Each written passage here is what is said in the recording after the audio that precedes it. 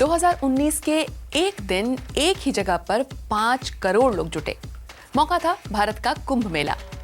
आस्था की डुबकी लगाने के मौके को सबके लिए सुरक्षित बनाना प्रशासन की सबसे बड़ी मुश्किल होती है। अब तक जो काम कैमरों से निगरानी से किया जाता था, उसे 2025 में एआई की मदद से बेहद असरदार बनाने का प्लान है। ये तो केवल एक मिसाल है जो दिखाती है कि एआई कैसे हमारी जिंदगी में सुधार ला सकता है। किस काम में आर्टिफिशियल इंटेलिजेंस का इस्तेमाल हो सकता है, सारी जनता से ये सोचने की अपील हाल ही में भारत के प्रधानमंत्री नरेंद्र मोदी ने भी की है। शायद उनका इशारा टेक वर्ल्ड की उन दो सबसे शक्तिशाली हस्तियों की तरफ भी था जो भारत में ही जन्मे हैं। अरे, गूगल और माइक्रोसॉफ्ट के सीईओ। जो भी हो, इसमें कोई शक नहीं कि एआई में बहुत सारी समस्याएं सुलझाने का दम है।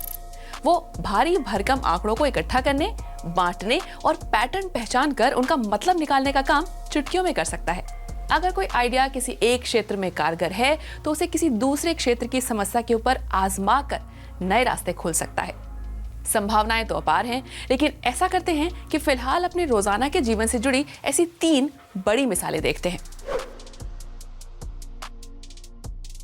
एआई मॉडल पुलिस के डेटाबेस को छानकर किसी जगह पर होने वाले आम अपराधों की सूची बना सकती है। फिर उस पर आधारित भविष्यवाणियां कर सकती है कि पैटर्न के हिसाब से अगला अपराध कब और कहां हो सकता है। इसे प्रिडिक्टिव पुलिसिंग कहते हैं। इसमें कोई अपराध होने से पहले ही उसे रोकने की कोशिश की जाती है। शहर में आपराधिक अड्डों की पहचान की जा सकती है, लोगों को उनसे दूर रहने की चेतावनी दी जा सकती है। सार्वजनिक ठिकानों पर लगे कैमरों से मिलने वाले फुटेज का विश्लेषण कर संदिग्ध बर्ताव करने वाले किसी इंसान पर नजर रखी जा सकती है। कुछ मामलों में उसे किसी अपराध को करने से रोका भी जा सकता है और किसी मामले में अपराध के बाद उसकी शिनाख्त की जा सकती है। यानी अपराध से मुक्ति दिलाने में इससे काफी फर्क पड़ सकता है। ट्रैफिक जैम से परेशान रहते हो तो सोचिएगा कि क्या एआई का इस्तेमाल कर उससे छुटकारा नहीं पाना चाहिए। समय बचेगा और जीवन में कितनी राहत आएगी। स्मॉग भी कम होगा।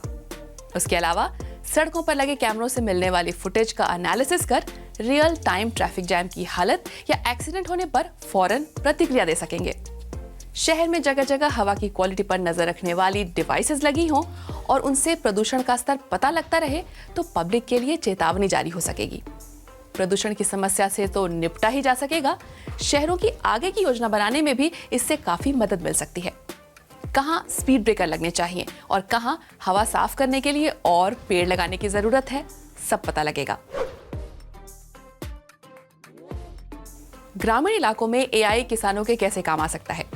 वो ऐसे कि एआई की मदद से ये विश्लेषण कर सकते हैं कि किसी फसल के प्लांटिंग साइकिल और उस पर फर्टिलाइजर्स का कैसा असर होता है।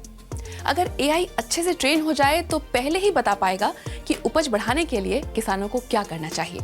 इसके अलावा मौसम के पैटर्न को देखते हुए उन्हें समय पर जानकारी दी जा सकती है, जिससे फसलें खराब होने से बचाई जा सकेंगी। एआई की मदद से लोग घर बैठे बैठे बहुत कुछ नया सीख और पढ़ सकेंगे, खासकर ग्रामीण इलाकों में।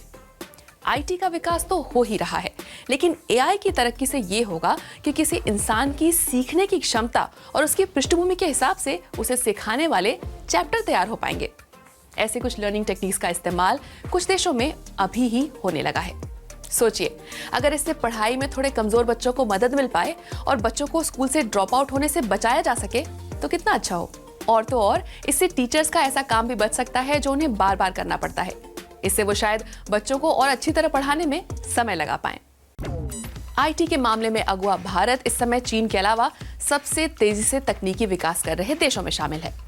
भारत के प्रधानमंत्री ने जिस तरह देश की आम जनता से एआई के इस्तेमाल के बारे में सक्रिय रूप से सोचने का आह्वान किया है, आप इसी से इस तकनीक के महत्व का अंदाजा लगा सकते हैं।